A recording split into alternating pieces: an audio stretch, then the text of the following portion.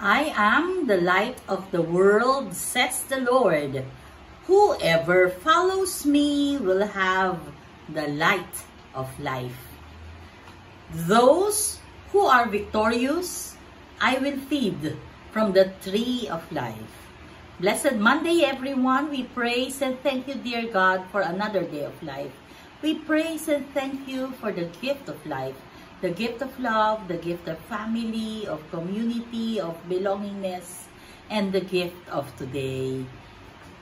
In a special way, dear God, we lift up the soul of our dear sister, Tita Annie Sithar. May her soul rest in peace.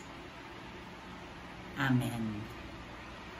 We praise and thank you dahil kahit na ano pa ang pinagdadaanan namin, alam namin na hindi mo kami pinabayaan. In today's gospel, according to Saint Luke, we are being reminded about the blind man. Narinig niya, ano kaya yung ginagawa ng crowd? Medyo kahit na hindi siya nakakakita, pero nadidinig niya na parang may commotion dun sa crowd. At tinanong niya, ay kasi dadaan si Jesus of Nazareth is passing by. So dadaan doon sa kinalalagyan niya. And because marami siyang nadinig tungkol kay Jesus, gusto niyang makita si Jesus. Hindi makita kasi hindi nga siya nakakita. Gusto niyang puntahan siya ni Jesus, o gusto niyang mapalapit kay Jesus, o basta gusto niyang lumapit kay Jesus kasi gusto niyang makakita. Gusto niyang humiling kay Jesus na siya ay makakita. Dahil nagpapagaling si Jesus na may sakit eh. And so yun ang gusto niya. With all perseverance, Jesus, Son of David, have pity on me. Sumigaw siyang ganyan. At talaga namang na-call ang attention ni Jesus. Kaya sinabi niya sa mga disipulo, halika, ay ilapit niyo sa akin yung taong yan. At tinanong siya, anong gusto mo? Ganon. Gusto ko makakita. Have sight. Agad-agad, nabigyan siya. Agad-agad, answered prayer siya. Unang pagninilay, bakit?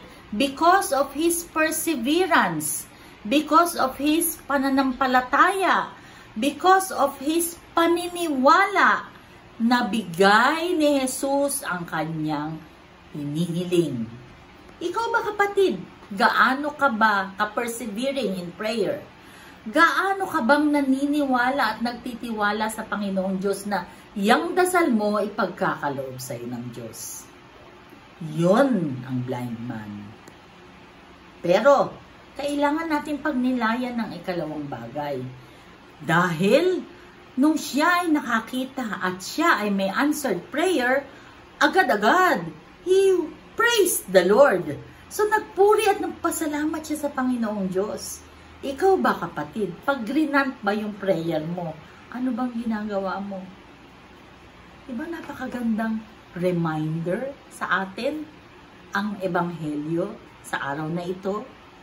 Na tayo ay we persevere in our prayer, na tayo ay sisigaw, Jesus, Son of God, have pity on me. Yung may conviction, yung talagang kahit na ayaw nila, pipilit mo, pupunta ka. Kasi alam mo na si Jesus yung pupuntahan mo. Amen? Siya nga bulag eh. Ano pang ikatlong point ng pagninilay? Marami yung nakakakita physically, pero sa totoo lang, hindi nakikita ang katotohanan. Siya, wala siyang paningin, pero alam niya, naririnig niya, alam niya yung totoo. At sino yon? Si Jesus, nagpapagaling, totoong Diyos. Kaya, he persevered no matter what.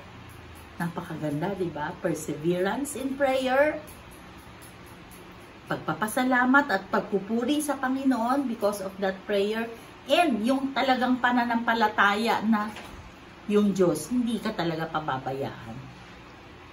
Let us pray. Lord God, we are sorry for our sins, either of commission or omission. We pray for healing of those who are sick, those who are requesting for prayers, those who are praying with us right here, right now. Panginoon, be with us always and in all ways, and allow your presence in our lives to manifest. All this we pray in your mighty name, through the intercession of our Blessed Mama Mary. Amen. Ako'y nakikiusap sa aking mga friends, relatives, and yung mga nakikidasal sa akin na please like, share, and comment doon sa aming, yung pinopost ko po sa aking wall, yung NPC Flix, kasi contest po yun, at sana tangkilikin nyo naman ang aming munting pelikula. Yan po ay alay namin sa inyong lahat upang maunawaan ninyo kung ano talaga ang buhay na meron kami sa aming opisina. All this we pray in your mighty name, dear God. Amen. God bless us all.